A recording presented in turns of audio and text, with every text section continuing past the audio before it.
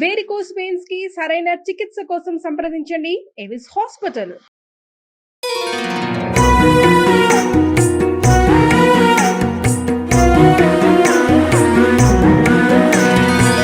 జై శ్రీకృష్ణ.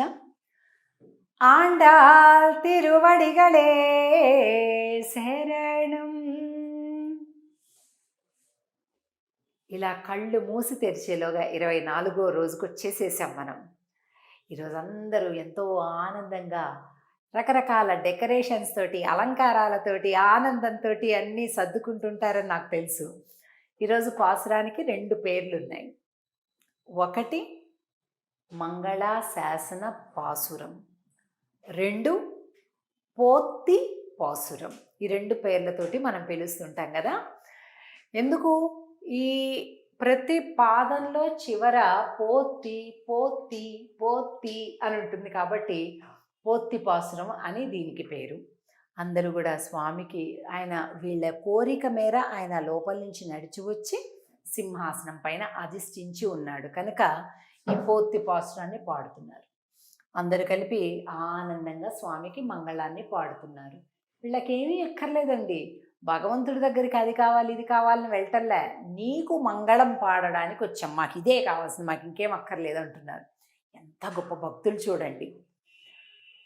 அன்றி இவ்வுலகம் அளந்தாய் அடில் போத்தி சென்றங்கு தென்னிலங்கை செத்தாய் திரள் போத்தி பொன்றச் செகடம் ஊதைத்தாய் புகழ் போத்தி கன்று குணிலா வெறிந்தாய் கழல் போத்தி கன்று குடையா வெடுத்தாய் குணம் போத்தி வென்று பகை கெடுக்கும் நின் கையில் வேல் போத்தி என்றென்று உன் சேவகமே ஏத்திப்பறை கொள்வான் இன்று யாம் வந்தோம் இறங்கு ఏలోరెంబావాయ్. ఇంకోండి, ఈ పాసురాన్ని పోత్తి పాసురం అలాగే మంగళాశాసన పాసురం అని అంటాం. ఎలాగైతే షడ్రుచులు 6 రుచులతో కూడినటువంటి భోజనం ఎలా పరిపూర్ణమో అలాగే ఇక్కడ కూడా ఈ పాసురం కూడా 6 రకాలుగా 1 2 3 4 5 6 చూసారా, 6 రుచుల భోజనం లాగా 6 రకాలైనటువంటి గుణాలను కూడా కీర్తించి పాసురాల్లో స్వామిని ఆనందంగా అనుభవిస్తున్నారు. ఇక్కడ మొట్టమొదటి పాదంలో అన్రి ఇవ్వులగం అళందాయ్ అడిల్ పోత్తి అంటే ఆనాడు ఇగోండి త్రివిక్రమ అవతారం అంటాం. త్రివిక్రముడుగా పరమాత్మ ఒక పాదం భూమి మీద బలిచక్రవర్తి దగ్గర ఉండి 2వ పాదాన్ని పైకెత్తావు. అలాగా మళ్ళా ఒక పాదం పైకి వెళ్ళింది, మళ్ళీ తిరిగి 2వ అడుగు ఎక్కడ పెట్టావు, మొత్తం భూమండలాన్ని కూడా ఆక్రమించావు. అయ్యో స్వామి, అసలు ఇది శ్రద్ధగా వినండి. ఆండాళ్ళ తల్లి ఏం చెప్తుంది అంటే, ఇది భూమండలం, దీని మీద మొత్తం పాదం పెట్టి ఆక్రమించావు, ఇదంతా నీది అనిపించుకున్నావు. అబ్బా స్వామి, ఎంత కష్టపడ్డావు స్వామి, అంత బాధ కలిగి ఉంటుంది నీకు. అన్రి ఆనాడు, ఇప్పటిది కాదు, ఇది ఎప్పుడో వామన అవతారం త్రివిక్రమ అవతారం నాడు చేసిన పనిని యువ్వులగం ఈ లోకంలో ఆళంద కొలిచినటువంటి ఆ పాదానికి మంగళం అంటుంది. ఎందుకండి అంటే మనలాంటి రాతి హృదయం ఉంటే అర్థం కాదు మనకి, ఆండాళ్ళలాంటి భక్తి హృదయం ఉంటే అర్థమవుతుంది ఆవిడ ఏముంటుందో. ఆనాడు వామనుడు మంగళం మనం చాలా మెకానికల్గా వింటాము అంటాము, కానీ ఆండాళ్ళు ఏమంటుందో తెలుసా అండి, ఈ భూమి మొత్తాన్ని పాదమిలా కలిస్తే ఇక్కడ పర్వతాలున్నాయి, ముళ్ళున్నాయి, ఆ వాగులున్నాయి, వంకలున్నాయి, నదులున్నాయి, సముద్రాలున్నాయి, బిల్డింగ్లు ఉన్నాయి, భవంతులున్నాయి, ఇన్నున్నాయి. వీటన్నిటి మీద ఇలా పెడితే నీ పాదానికి ఎంత నొప్పి లేసి ఉంటుంది స్వామి, ఎంత కష్టపడి ఉంటావు నువ్వు అంటుంది. అర్థమైందండి? అది భక్తి అంటే.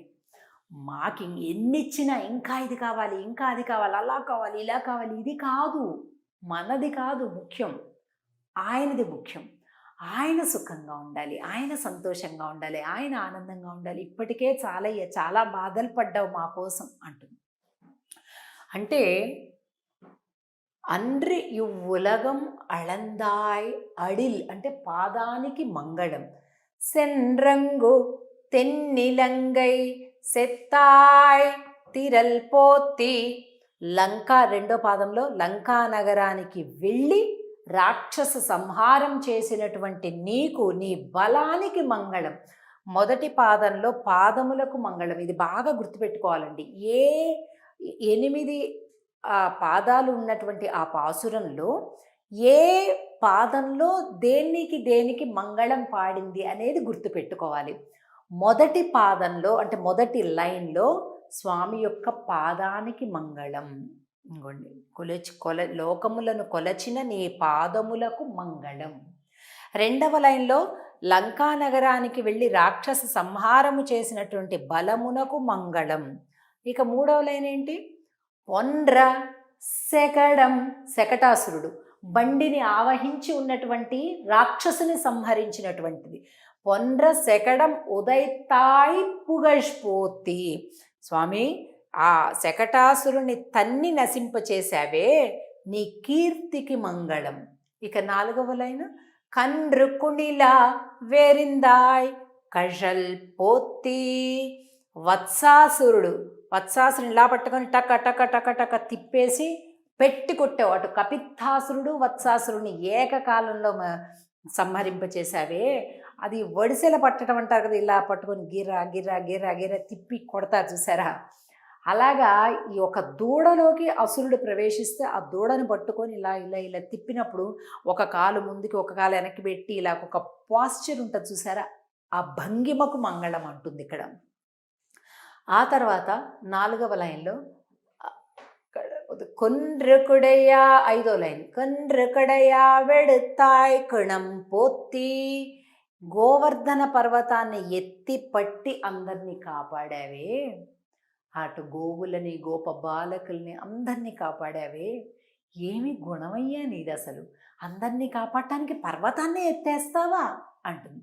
ఈసారి ఎప్పుడైనా నందవ్రజానికి వెళ్ళినప్పుడు, బృందావనానికి వెళ్ళినప్పుడు తప్పకుండా అక్కడ దగ్గరలోనే గోవర్ధన పర్వతం కూడా ఉంటుంది. ఆనాడు శ్రీకృష్ణ పరమాత్మ తన చిటికెన వేలుతో ఎత్తినటువంటి ఆ గోవర్ధన పర్వతాన్ని మనం ఇప్పటికీ దర్శించుకోవచ్చు, ప్రదక్షిణ చేసుకోవచ్చు. కాబట్టి తప్పనిసరిగా అది చూసుకోండి.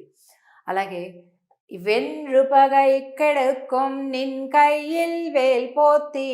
ఇది ఆరవది.